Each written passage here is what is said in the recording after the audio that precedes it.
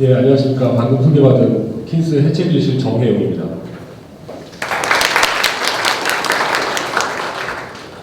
오늘 제가 말씀드릴 내용은 해체 발생 방사선 폐기물에 대한 규제 전망이라는 주제로 앞으로 지금 예정되어 있는 고리 1호기부터 어떤 해체에서 발생되는 그런 폐기물들에 대해서 어떤 식으로 규제가 진행이 될 건지에 대한 부분들을 좀 설명을 드리겠습니다. 앞서 지금 자체 처분이라든가 그다음에 배출물 관리 계획서 그리고 또 공단이라든가 이제 저희 처분에 관련된 얘기들이 많이 진행이 됐는데요. 사실은 이제 그런 부분들은 현재까지 많이 셋업이 되고 진행이 된 그런, 그리고 앞으로 향후 또 계속 진행이 되는 그런 아이템들인데, 사실 제가 오늘 드릴 말씀은 아직까지 우리나라에서 이렇게 본격화된 얘기는 아닙니다. 아시는 것처럼 지금 현재 우리가 가지고 있는 그 해체에 대한 경험이라고 하는 게 서울에 있는 연구일기하고 그다음 대전의 우라늄 변환 시설, 작은 규모의 어떤 연구 시설들에 대한 해체의 경험밖에 없고요. 그리고 거기서 발생한 해체 폐기물에 대한 규제라든가 이런 것들은 현재까지는 크게 어떤 이슈라든가 이런 것들이 아니었습니다. 근데 이제 저희 아시는 것처럼 이 해체라는 것이 우리나라에서 본격화되고, 그다음에 고리 1호기의 첫 상업용 원전의 해체를 지금 앞두고 있기 때문에 앞서 공단에서도 발표하실 때 이 해체 폐기물에 대한 부분을 어떤 식으로 처분장에서 수용을 하실 건지에 대한 부분들이 큰 고민거리이기도 하고 앞으로 우리에게 주어진 도전 과제이기도 한 것으로 보입니다. 그래서 저희 규제 쪽에서 생각하고 있는 현재의 어떤 현황하고 앞으로의 방향 이런 것들을 좀 설명을 드리겠습니다. 말씀드릴 내용은 일반적인 사항하고 그다음에 해체 폐기물에 대한 현황이라든가 이런 부분들 설명드리고요. 그다음에 안전규제 방향 그리고 매진만을 통해서 끝내도록 하겠습니다. 먼저 개요 부분입니다. 이미 아시는 것처럼 고리 1호기 영구정지와 월성 1호기 영구정지 결정이 이미 이제 우리나라에서 됐습니다. 그래서 고리 1호기 같은 경우에 2017년 6월 18일 날짜로 영구정지가 돼서 현재 이제 영구정지 된 상태로 한수원에서 해체를 준비하고 계신 그런 단계입니다. 그리고 월성 1호기 같은 경우에는 작년 6월 15일 날 한수원 이사회를 통해서 영구정지 하겠다라고 하는 그런 결정이 됐고요. 그래서 올 2월 28일 날 현재 우리나라 원자력 안전법 규제 체계상 영구정지를 하기 위해서는 운영 허가를 변경하기 위한 변경 신청을 하도록 되어 있습니다. 그래서 2월 28일에 한수원에서 원안위로 영구정지, 월성 1호기 영구정지를 위한 운영 변경 허가 신청이 제출이 됐습니다. 그래서 저희가 지금 킨스에서 이 월성 1호기에 대한 영구정지 운영 변경 허가 신청권에 대한 심사를 진행 중에 있습니다. 밑에 있는 그림과 표는 이미 많이 보신 내용들일 거고요. 현재 한수원의 계획으로는 그러니까 내년 상반기 중에 고리 1호기에 대한 최종 해체 계획서를 제출하면서 해체 승인 신청을 하실 걸로 지금 예정이 돼 있고요. 예상이 되고요. 그리고 한수원의 계획입니다. 한수원의 계획에 따르면 해체 승인을 받는 걸 2022년까지로 이렇게 계획을 하고 계십니다. 그리고 그 이후에 해체 작업 들어가서 최종적으로는 2032년 정도까지 부지 복원을 완료하는 그런 계획을 가지고 지금 추진을 하고 계십니다. 규제 측면에서는 저희 이제 이 해체를 규제하기 위한 규제 체계에 대한 정비가 2012년 13년부터 진행이 되어 왔고요. 그래서 2015년도 1월 달에 원자력 안전법이 개정이 돼서 공표가 되고 시행은 6개월 뒤인 2015년 7월부터 시행이 됐습니다. 지금 현재 원자력 안전법 상에 원자력 시설에 대한 해체에 대한 절차라든가 규제의 어떤 프로세스 이런 것들이 다 완비가 돼서 지금 이제 적용이 되고 있다라고 말씀드릴 수 있겠습니다. 그래서 이 해체 안전 규제에 필요한 고시들도 순차적으로 지금 이제 다 개발이 돼서 공표가 됐고요. 현재까지는 고시 3건이 지금 이제 공표가 되어 있는 그런 상황입니다. 이 그림은 사실 저희 쪽에서 발표 기회가 있을 때마다 많이 보여드렸던 그런 그림입니다. 그래서 원전 해체에 관련한 안전규제 법령 및 기준 체계입니다. 그래서 원자력 안전법부터 시행령, 시행규칙, 원자로 규칙, 그다음에 고시, 그리고 그 밑에 저희 심사나 검사를 하기 위해서 필요한 그런 신검사 지침들이 체계적으로 구성이 되어 있습니다. 그래서 각 조항별로 내용은 나중에 원화법을 찾아보시면 충분히 이해하실 수 있을 거고요. 그래서 고시까지 이미 이제 필요한 부분들은 다 완비가 되어 있는 상태고, 저희가 단계별로 이 심사 검사를 위해서 필요한 지침들을 현재 개발을 하고 있습니다. 그래서 예비해체 계획서 심사 지침은 2017년도 6월에 이미 제정이 됐고요. 그리고 올해는 사실 그 고리 1호기 해체 승인 신청을 준비하는 차원에서 최종 해체 계획서 심사 지침을 개발하는데 여러 가지 노력을 하고 있습니다. 그래서 일단 초안 완성은 올 연말까지 지금 저희가 하는 걸로 목표를 하고 있고, 그다음에 심사 지침을 제정해서 공표하는 거는 내년 상반기 중에는 완료를 할 걸로 해야 되는 걸로 지금 계획을 세우고 있습니다. 그러면 해체 폐기물에 대해서 좀 말씀을 드리겠습니다. 원전 해체 폐기물, 사실 제가 이 발표를 이제 구상을 하면서 처음에 발표 제목을 정함에 있어서 제가 제일 고민했던 부분 중에 하나가 이 해체 폐기물이라고 하는 용어를 사실 저는 그다지 좋아하지 않습니다. 왜냐하면 해체 폐기물이라는 용어를 쓰게 되면 이게 운영 폐기물과는 별도의 폐기물처럼 생각을 하시는 분들이 많더라고요. 물론 그 해체 폐기물의 특성이라든가 발생 원이라든가 종류라든가 이런 것들이 운영 중에 발생한 폐기물들과는 많이 다른 것이 맞습니다. 하지만 그러면 그게 운영 폐기물과는 아예 별도의 카테고리로 구별할 수 있을 정도로 다른 것이냐? 저는 그렇게 생각하지 않거든요. 그래서 이게 방사성 폐기물의 큰 범주에서 봐야 되고, 다만 그것이 단기간에 대량으로 발생하고 또 그 종류라든가 성상이 기존의 운영 시에 발생했던 폐기물들과는 다르기 때문에 그런 부분들을 고려하는 것이 필요한 그런 차원이지, 이게 운영 폐기물 따로, 해체 폐기물 따로 이렇게 보기에는 좀 무리가 있는 것이다라는 저는 그렇게 생각을 하기 때문에, 사실 그래서 해체 폐기물이라는 용어를 잘 안 씁니다만은, 또 그렇다고 해체 발생 방사성 폐기물 이렇게 다 풀어서 쓰자니 너무 길어서 일단 편의상 여기서 그냥 해체 폐기물이라고 표시를 했습니다. 그래서 말씀드린 대로 운영 폐기물과 좀 구별을 위해서 해체 폐기물이라는 용어를 많이 사용을 하고 있고요. 다만 말씀드린 대로 단기간 동안에 이게 대량으로 발생하고 또 운영 중에는 많이 발생하지 않았던 콘크리트라든가 금속 폐기물이 발생하기 때문에 이 처리라든가 처분의 어떤 측면에서 여러 가지를 고려해야 되는 그런 상황입니다. 그리고 이 해체에서 발생한 방사성 폐기물을 관리함에 있어서 가장 중요한 고려 인자들은 사실 아시는 것처럼 규제 해제 제도가 그 나라의 규제 체계상에 있느냐 하는 부분입니다. 그래서 독일, 프랑스, 일본, 미국 각 나라마다 지금 이런 제도가 다 다른데요. 우리나라 같은 경우에는 규제 해제 제도가 잘 지금 구성이 되어 있습니다. 적용이 되고 있고요. 그리고 또 다른 요인 인자는 영구처분 시설이 현재 그 나라에 있느냐, 그리고 얼만큼의 용량을 가지고 있고 어떤 식으로 운영이 되고 있느냐 이 부분도 중요한 부분입니다. 그리고 폐기물의 분류 및 처분 방식, 그리고 해체 이후에 부지 재이용에 관한 기준, 혹은 그거에 따른 폐기물 발생량과 그거에 따른 추정 비용, 이런 것들이 모두 다 이 해체 폐기물을 관리하는 데 있어서 가장 중요한 여러 가지 인자들이라고 말씀드릴 수 있습니다. 근데 이제 그 해체에 관련되어 있는 선도국들의 경험이라든가 이 국제기구에서 발간하는 보고서들을 보면 일반적으로 알려지기를 해체에서 발생한 방사성 폐기물의 약 95% 정도는 규제 해제를 할 수 있다. 규제를 해제를 하는 것이 일반적이다라고 보고가 되고 있습니다. 그래서 이렇게 규제 해제된 시스템, 스트럭처 컴포넌트 이런 여러 가지 모든 그런 것들이 소각이라든가 매립 이런 것들을 통해서 재활용되거나 재이용되는 그런 사례들이 많이 보고가 되고 있습니다. 다만 이러한 사항들은 아까 말씀드렸듯이 각 나라의 규제 체계, 특히나 규제 해제에 대해서 어떤 식으로 접근하고 있는지에 대해서 그거에 따라 많이 달라집니다. 예를 들어서 독일 같은 경우에는 규제 해제가 굉장히 활발하게 이루어지고 있는 나라입니다.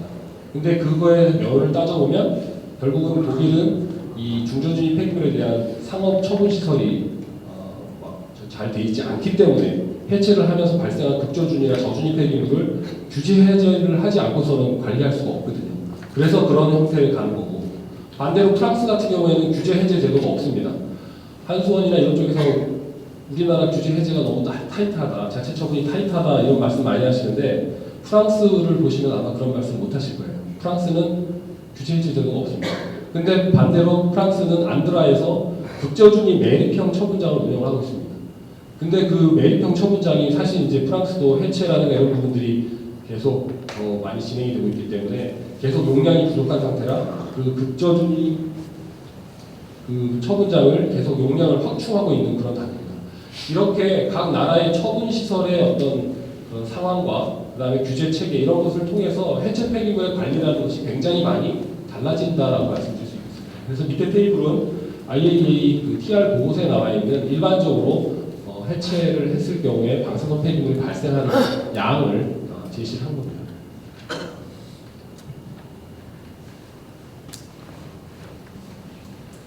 그리고 다음 페이지는 이제 미국의 FDA에서 발간한 보고서입니다. 그래서 이 미국의 그 NRC에 따른 폐기물 분류는 클래스 A, B, C, 그다음에 GPCC 뭐 이런 식으로 분류가 되는데 그것에 비교해서 다른 유럽이라든가 그다음에 기존의 미국에서 해체된 원전들의 폐기물 발생량을 비교를 한 표입니다.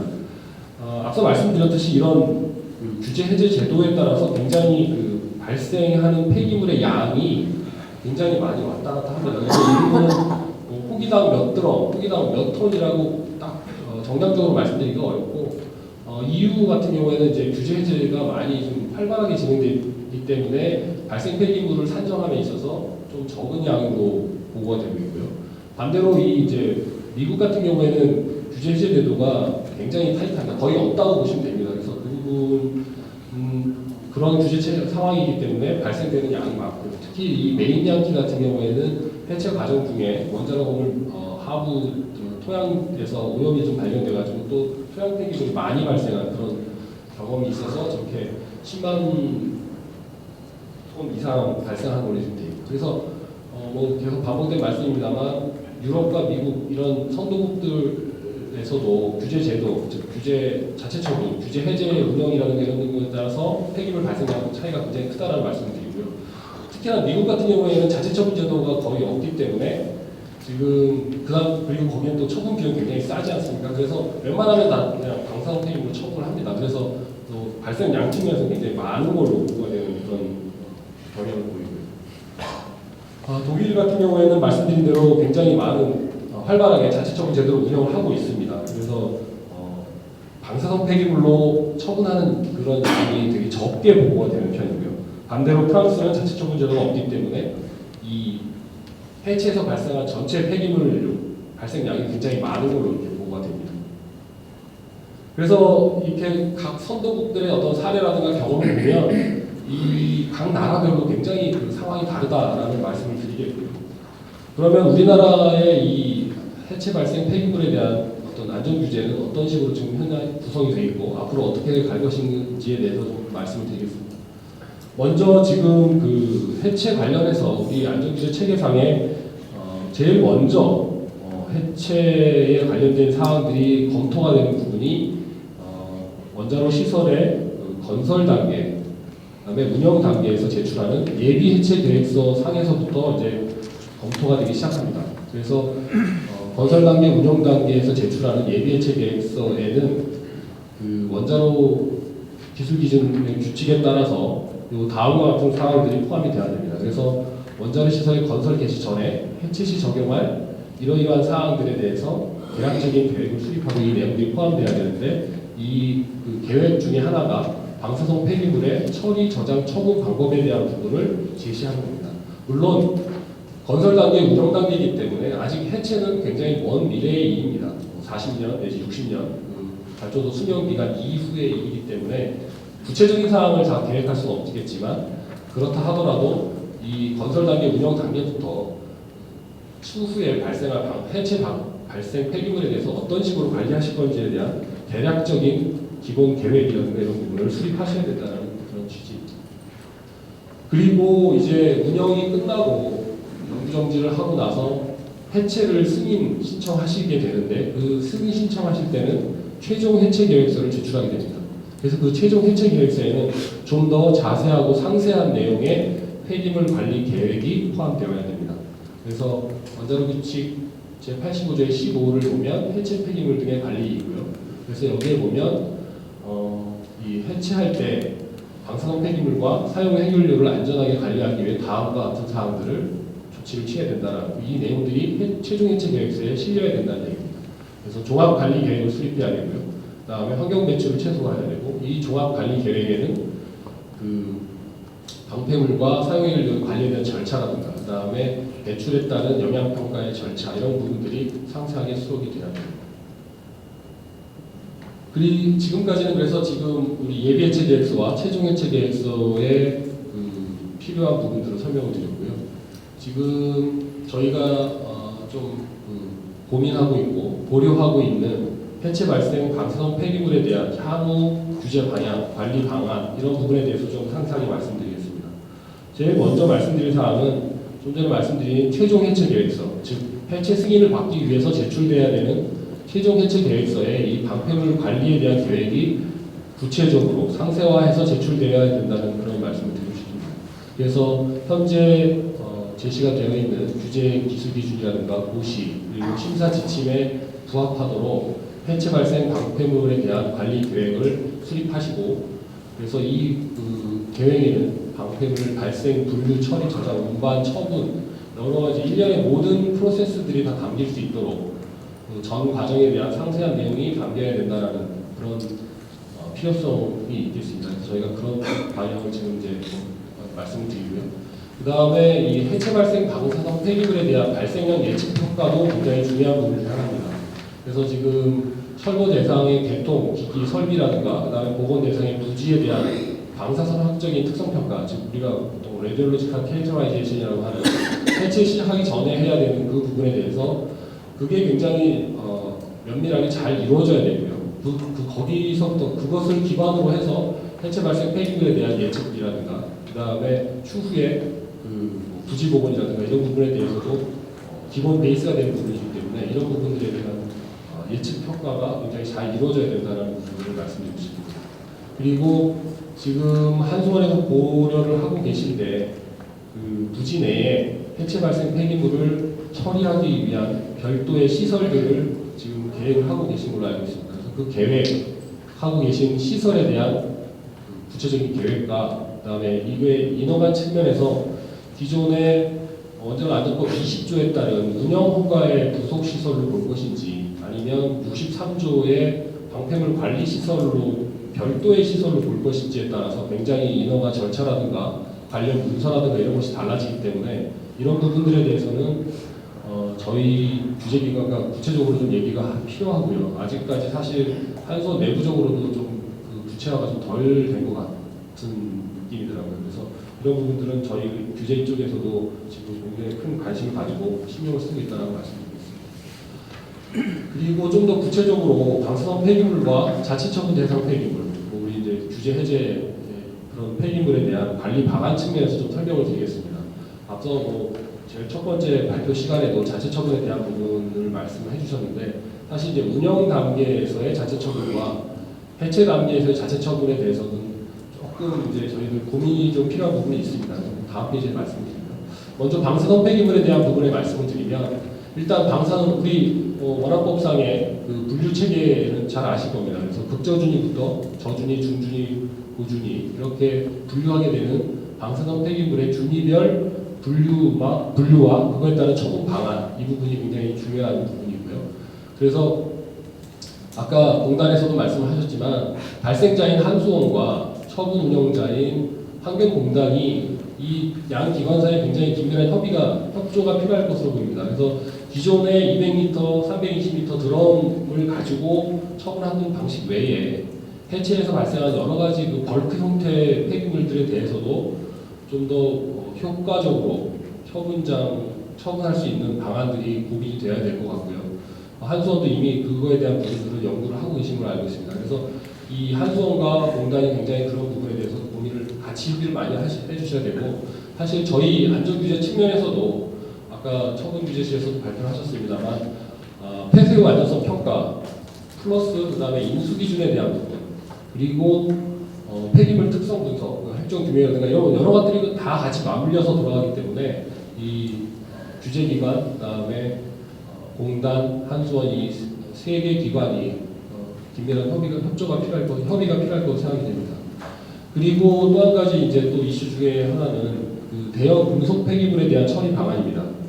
지금 이제 고리 1호기 해체를 하게 되면 원자로 용기, 그다음에 원자로 내부 구조물 이런 부분들은 고방사된 금속이기 때문에 이런 것들에 대한 처리 방안 이 부분에 대해서 한수원에서도 지금 고민을 하고 많이 준비를 하고 계신 걸로 알고 있습니다만 좀 더 구체적으로 조속하게 그런 부분들이 나와야 되지 않을까 생각하고 있습니다. 그리고 또 추가적인 내용은 그 사용 해결료에 대한 이송 및 저장 방안입니다. 그래서 지금 고리 1호기 해체에 들어가기 앞서서 지금 해결료 저장 건물에 있는 사용 해결료를 제3의 부진의 제3의 다른 공간으로 이제 옮겨야 되기 때문에 이 부분들이 먼저 준비가 돼야 해체에 착수할 수 있을 걸로 좀 생각을 하고 있습니다.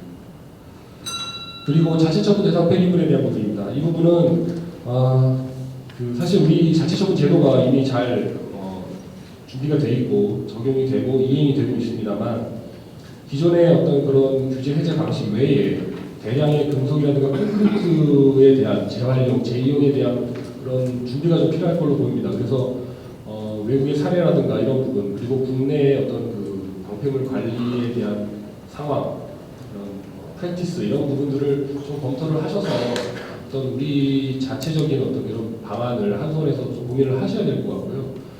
그래서 특히나 이 자체 처분을 사실 호기당 8만 드럼에서 10만 드럼 정도의 발생을 예상을 하는데 그 중에서 사실 지금 처분장 용량 산정할 때 계획된 거는 14,500드럼입니다. 호기당. 그러다 보면 거의 6만 드럼에서 8만 드럼 정도는 자체 처분을 해야 되는 상황인데 그 많은 물량에 대해서 과연 이 방사능 측정 분석 측면에서 그리고 그 분석된 결과에 대한 신뢰성을 확보하는 측면에서 어느 정도 노력을 하고 어느 정도 준비를 하고 계신지에 대해서는 정말 좀 의문이 드는 부분입니다. 그래서 이 대량의 어떤 측정 분석 물량에 대한 부분에 대해서 시급하게 이런 인프라를 구축하고 어떤 능력을 준비하셔야 되지 않을까라는 생각이 듭니다. 그리고 물론 규제 측면에서도 지금 운영 단계 폐기물에 대한 자체 처분에 대한 지침은 있습니다. 근데 그 지침상의 어떤 실효 대표성 문제라든가 이런 부분을 과연 대량의 단기간에 대량으로 발생하는 자체 처분 대상 해체 폐기물에 대해서도 똑같은 잣대로 적용을 할 건지에 대한 부분은 저희도 좀 고민을 해야 되고요. 그래서 저희 좀 검토를 해서 조속한 시일 내에 이런 부분들을 좀 설정을 해야 될 그런 상황입니다. 그리고 이 부분은 지금 최근에 잘 아시는 것처럼 이 폐기물에 관련된 이슈들이 많이 발생을 했었습니다. 그래서 사회적으로 많이 이슈가 되고 질책을 받고 하는 부분도 있는데요. 그래서 기존의 그 해체 시설에서 발생한 방사능 폐기물에 대한 관리 부실로 인해서 사회적 이슈가 발생을 했고 행정 처분까지 지금 이제 진행이 되고 있는 그런 상황입니다. 그래서 이게 어떤 제도나 체계 문제라기보다는 물론 그런 부분들도 있습니다만 안전관리에 대한 기본 원칙을 미준수하고 그거를 무시하고 그다음에 안전문화가 결여돼서 그냥 솔직하게 아무렇게나 하신 부분이 있다는 거죠. 그래서 그런 부분들은 좀 저희 스스로도 다 반성을 하고 좀 개선해야 될 것 같고요. 그리고 저희 이 규제 측면에서 해체 계획서에 대한 심사 부분을 좀 빨리 준비를 해야 되는 상황입니다. 그래서 이런 심사를 통해서 안전관리 강화 및 그다음에 안전성 확보에 좀 노력을 하고자 합니다.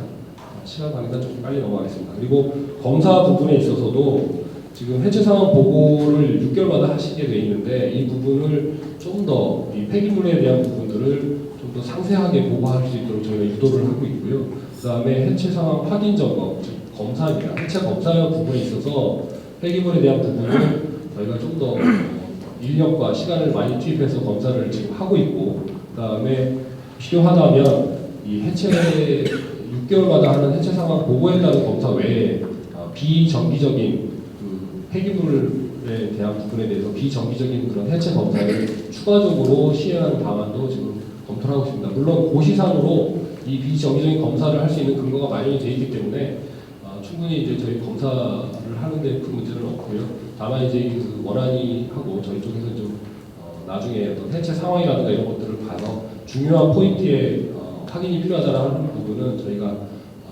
추가적인 어떤 검사를 그렇게 수행하려고 계획을 하고 있습니다.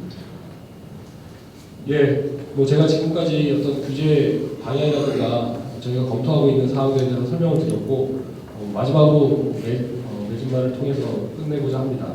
일단 저희 이제 안전규제와 그다음에 사업자의 효율적인 해체 사업 이행을 위해서 세부적인 규제 지침을 단계별로 지금 개발해서 제정하고 공표를 하고 제공을 해드릴 예정입니다. 최종 해체 계획서 심사 지침은 5월 연말까지 좀 초안을 개발하는 그런 상황이고요. 내년 초에 이제 제정을 할 그런 계획이 있습니다. 그리고 두 번째는 해체 폐기물 관리라고 하는 것이 사실 기존의 방사능 폐기물 안전관리에 대한 기본 원칙이나 규제 방향이 크게 달라지거나 바뀌지 않는다라는 말씀을 한번 이 자리를 빌어서 말씀드리고 싶습니다. 즉 기존의 방패물 관리에 대한 어떤 그런 부분들이 계속 유지가 되는 거기 때문에 그런 측면에서 일을 진행하시는 될 것 같고요. 특히 이제 사업자 측면에서는 구체적인 그런 전략 수립과 계획 수립, 그다음에 유관과 기관들끼리 유기적인 상호 협의와 협조 논의가 필요할 걸로 보입니다. 그리고 저희들 규제 쪽에서는 그 안전규제에 관련된 심사 검사 지침을 빨리 적기에 제공할 수 있도록 노력을 하겠습니다. 그리고 해체 준비 단계에서 상호 이해와 적극적 사전 논의 필요입니다. 그래서 이 부분은 사실 뭐 아무리 강조해도 지나치지 않을 것 같은데요. 사업자에서도 이 고려하고 계획하시는 사항들에 대해서 저희 쪽으로 많이 좀 인풋을 주셔야 될 것 같고, 그다음에 저희도 저희 어떤 그런 규제 방향이라든가 이런 부분에 대해서 적극적으로 그런 정보를 제공할 수 있도록 노력하겠습니다. 그래서 이렇게 상호 이해와 간극 최소화를 통해 가지고 안전성 확보가 되지 않을까라는 생각합니다. 이런 해체 폐기물에 대한 안전성 확보를 통해서 해체에 대한 전반적인 안전성의 확보에 기여할 수 있지 않을까라는 생각을 해봅니다. 예, 이상 제 발표를 마치겠습니다. 감사합니다. 네, 발표 감사합니다. 원활한 진행을 위해서 해체 이 폐기물 관리와 관련해서 이 발표에 대해서는 질문 하나만 받고 바로 토론으로 넘어가도록 하겠습니다. 한 분만 해주시고 나머지 좀 해주세요.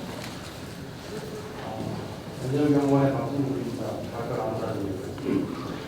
몇 가지 좀 물어볼 게 많지만 한 가지 짚고 넘어가야 될 것이 원자력 시대 운전을 종료하면서 나왔던 그 운영 폐기물하고 그 다음에 해체 계획서 승인이 나서 해체 활동에서 발전되는 해체 폐기물하고 그럼 그 중간에 해체 준비랑 과정이 유기되어서 발전된 그 폐기물에 대한 규제적인 시범을 이제 정의를 시설로 사용자들은 어느 쪽으로 했어야 될지 그런 부분이 되게 궁금하고 그런 부분이 좀 전에 말씀하셨던 저희 연구원에서 이제 연구로의 방전 폐기물을 유시화된 사회적 제공하고 다 연관이 되는데 그런 부분에 대해서 좀 정확한 기파인이 있었으면 하는 그런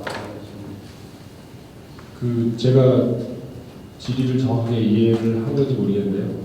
일단 해체에 착수하시기 전에 운영 단계에서 발생한 폐기물을 기존에 갖고 계시고, 그다음에 해체를 운전을 정지하시고, 그다음에 해체를 준비하는 과정 중에 또 추가적인 또 폐기물이 발생을 하셨다고 좀 보여지고요. 그다음에 나중에 이제 해체 착수해서 해체해서 발생한 폐기물. 사실 제가 아까 모두에도 말씀을 드렸지만 운영 폐기물과 해체 폐기물이라는 건 사실 우리가 편의상 용어상으로 구별을 하기 위해서 그렇게 말씀을 드립니다만. 운영 폐기물에 대한 정의가 다르고, 그다음에 해체 폐기물에 대한 정의를 달리 해야 될 필요성에 대해서는 저희 쪽에서는 그렇게 생각하고 있지 않습니다. 물론 원자력 연구원 같은 경우에 제가 왜 그 질문을 하시는지는 좀 짐작은 됩니다만 해체 폐기물이라고 하는 관리 부서가 따로 있으시고 운영 폐기물을 관리하시는 부서가 따로 있어서 그 부서에 대한 어떤 업무의 소관 범위를 결정하시는 데 있어서 아마 이런 질문을 하신 걸로 이해가 되는데 사실 규제 측면에서 봤을 때는 방사능 폐기물입니다. 모두 다. 운영 단계에서 그리고 저희 규제 체계나 어떤 요건상에 해체에 착수하기 전에 운영 단계에서 발생한 폐기물을 모두 다 처리나 처분을 하고 완료하고 해체를 착수해야 된다라고 하는 그런 요건은 없습니다. 해체에 착수하더라도 만약에 여건상 물론 제일 좋기로는 해체 착수하기 전에 운영 단계에서 발생한 폐기물들을 처분장으로 보낸다거나 어떤 그렇게 해놓고 착수를 하는 게 더 효율적인 측면에서 좋을 것 것으로 이제 생각이 됩니다만 해체를 착수하기 전에 운영 단계 폐기물을 모두 다 청구장으로 이송하고 청구하고 해체에 착수해야 되거나 혹은 해체 단계에서는 운영 단계에서 발생한 폐기물을 저장하면 안 된다거나 이런 식의 어떤 그런 규제라든가 이런 것들은 없고요. 그래서 뭐 답변이 됐는지 모르겠습니다만 운영 단계 폐기물과 해체 단계 폐기물을 어떤 명확하게 규제 측면에서 정의해서 별도의 어떤 기준을 가지거나 이렇게 할 필요는 없을 걸로 저는 생각이 되고요. KD 쪽에서 이제 그 실질적으로 이행하시고 운영하시는 측면에서는 그 상황에 맞도록 하시면 되지 않을까라는 생각이 듭니다. 이 정도로 답변을 드릴게요. 네, 답변 감사합니다.